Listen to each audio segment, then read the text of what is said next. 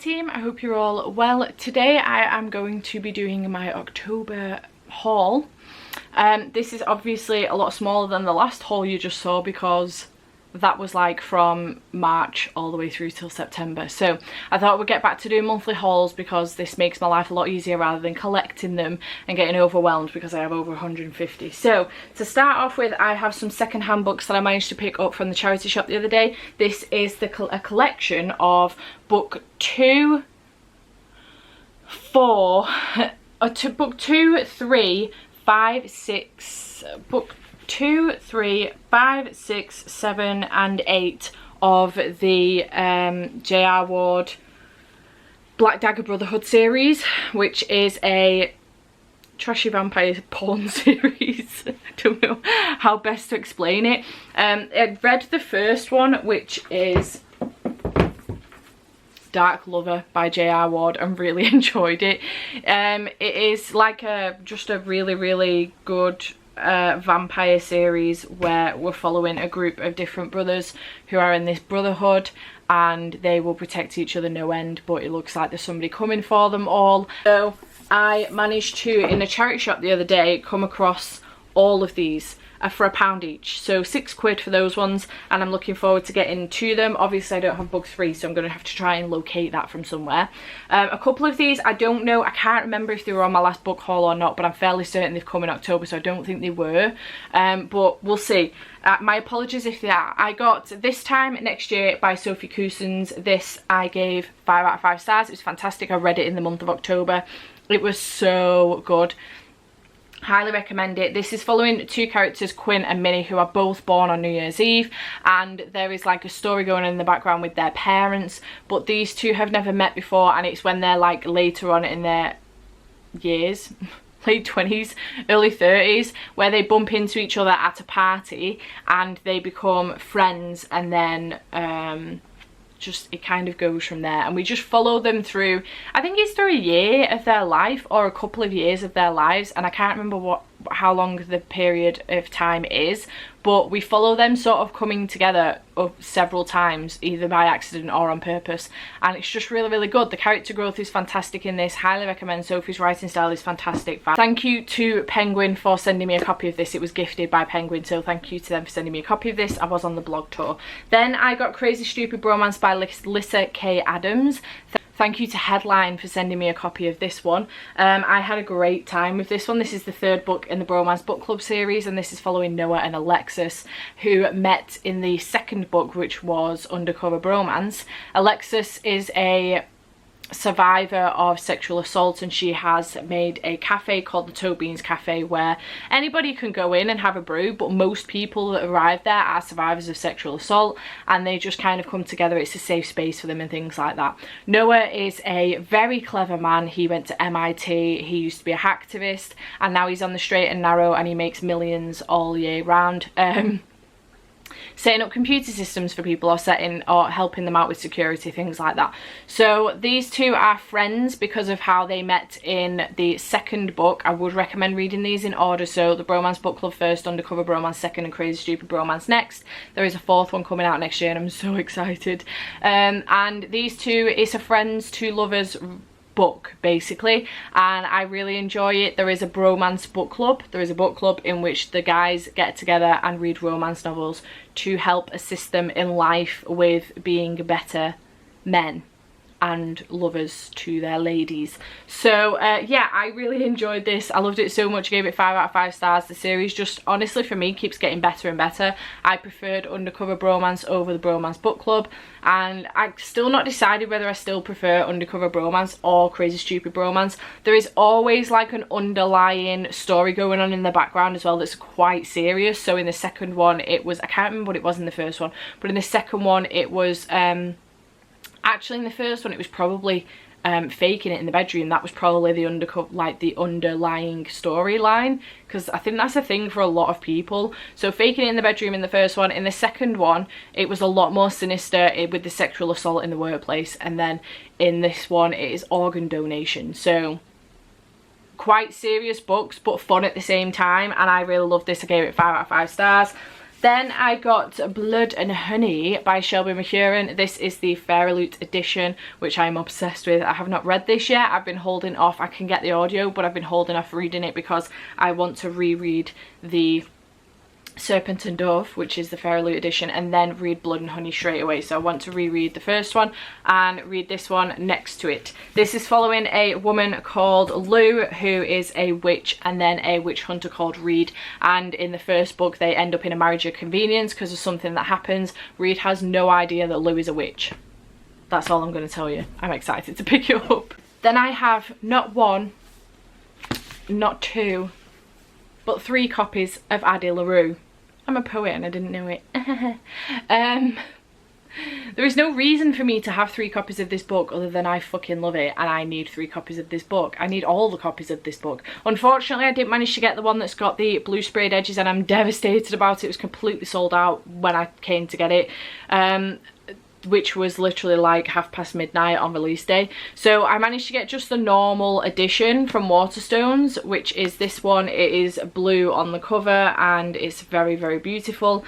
Then I got the Waterstones exclusive edition, which is a black cover. It's the exact same but black instead, and it is signed on the inside, and under the dust jacket it looks like this. Under the dust jacket of this one, it looks like this, and the pages on the inside look like this. The pages on the inside of this one look like this.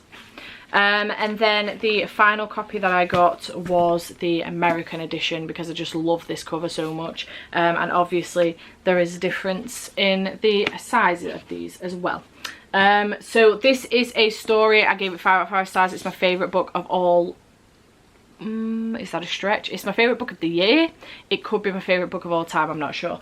This is following a girl called Addy LaRue who makes a deal with the devil. This is going to be a very, very brief synopsis. A deal with the devil in the 1700s, early 1700s, when she's 23 years old. She wants to live longer and not belong to anybody because she wants to travel the world and see what it's got to offer before she makes a decision to settle down. She was not too specific in her what she wants, and she said that the devil could have her soul when she's finished with it. So because the devil wants her soul immediately, he makes this as difficult as possible. She's now immortal, but nobody can remember her ever. And then we follow her 300 years later. She's a stubborn ass. We follow her 300 years later where she meets a man called Henry, and he remembers her, and the story goes from there. It's beautiful.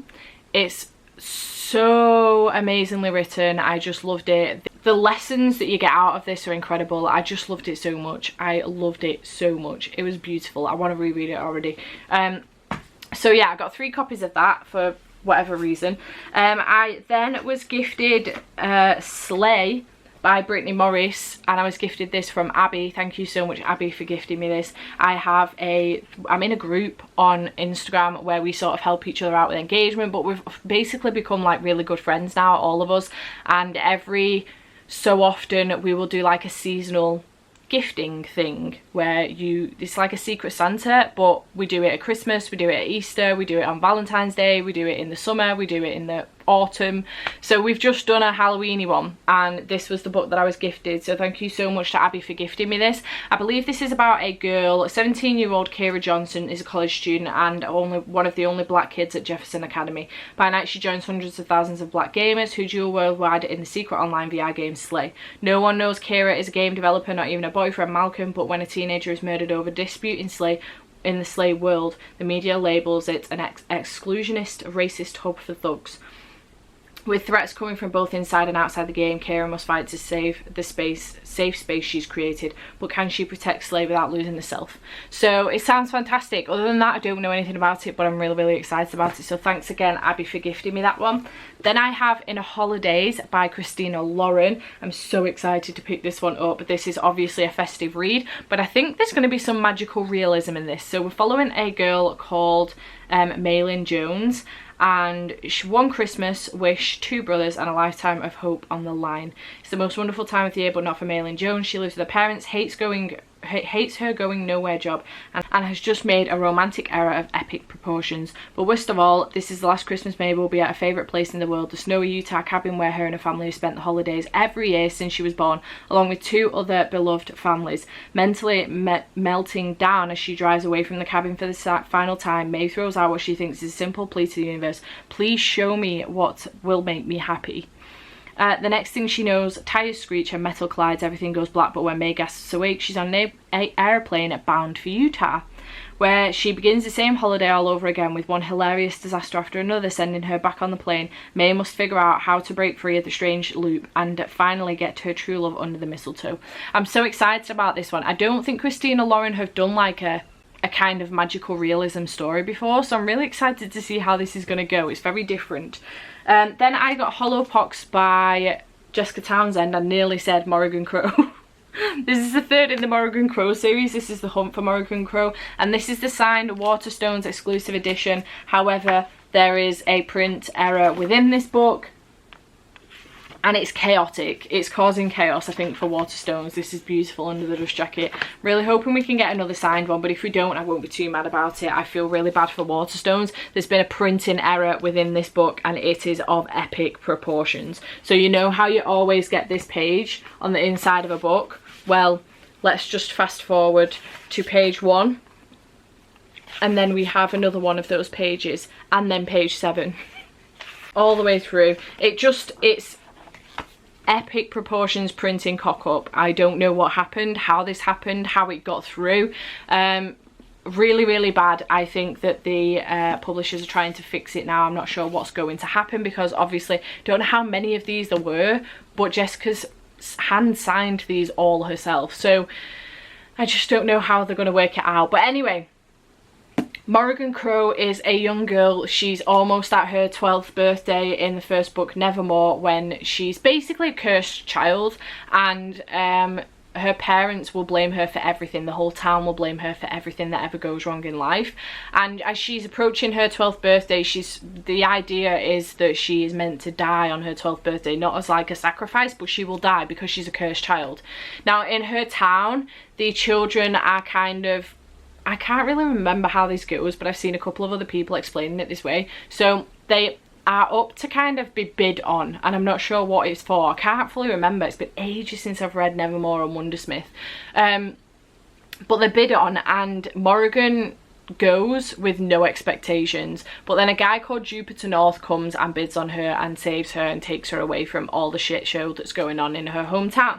He takes her to a place called Nevermore, where there are then some trials where she can, it turns out she's not cursed, she's got magic, and she gets involved in these trials. She needs to have like a special thing that she can do and things like that, and she's up against other kids, and it's really good. I loved it so much. Magic, children, middle grade, it's just great. I love it so much. It's very good. Jupiter North is everything, and I'm obsessed with it. I think I did a really bad job of explaining that. If you want to find out more about it, just go and check it out on Goodreads or Waterstones or something. Go and read the synopsis, because they will do a better job of explaining it than I will.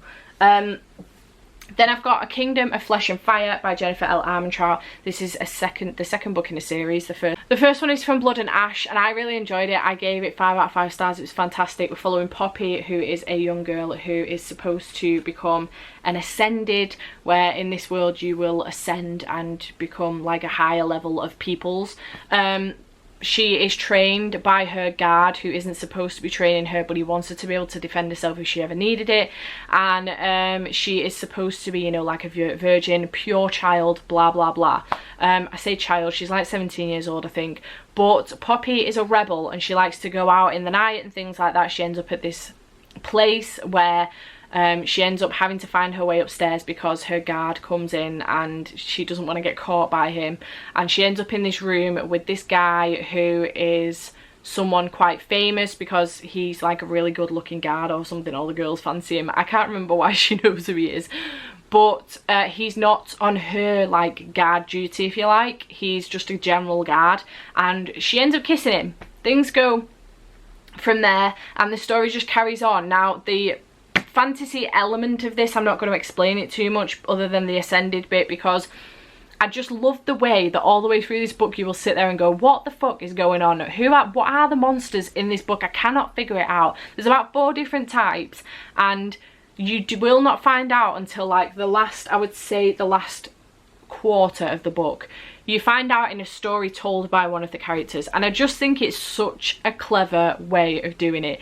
And I was messaging with Laura from Booking Mama Bear, who was one of the influences of me picking this series up, and I was like, right, okay, before I got to the explanation point, I was like, right, okay, is this what each of the monsters are? And I got it completely wrong.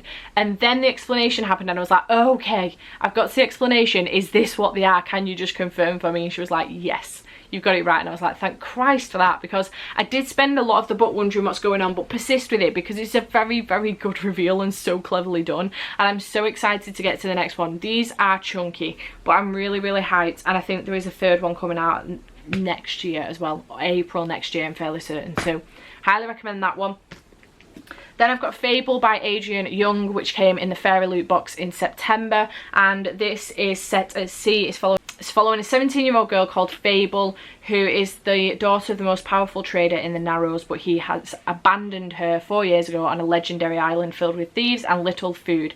To survive, she must keep to herself, learn to trust no one, and rely on the unique skills her mother taught her. She has a plan to try and get back and take the seat next to her dad to run the Narrows, and she enlists the help of a guy called West, but it turns out he may have another agenda. I'm not sure where this is going to go, but I'm very excited about it. This cover is beautiful, but this is the only situation I think I've ever had with Fairy Loot where I prefer the original cover over their chosen cover. It's got sprayed edges, but this is the original cover and I'm obsessed with it. So if I love this book, I'm going to buy one of the original ones because I just love it so much. It's the first in a series. I think it's going to be a duology, I'm not sure, but I'm excited.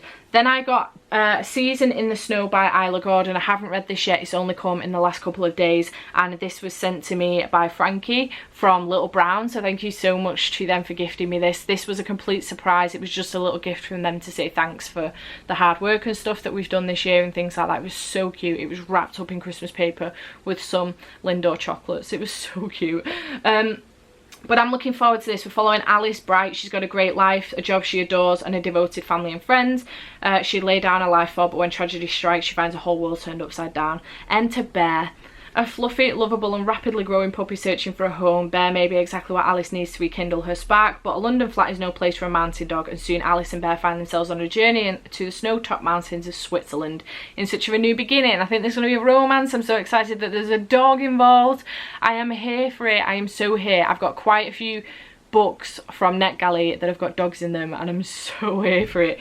So yeah, very excited for this one. Thanks again to Frankie from Little Brown. And then finally I've got Sheets by Brenna Thumler, which is a graphic novel. I believe this is a middle grade graphic novel and I'm really hyped to read this in November for Believeathon. This is following Marjorie Glatt, who's 13 years old and she works in her family's laundromat. I'm a poet again.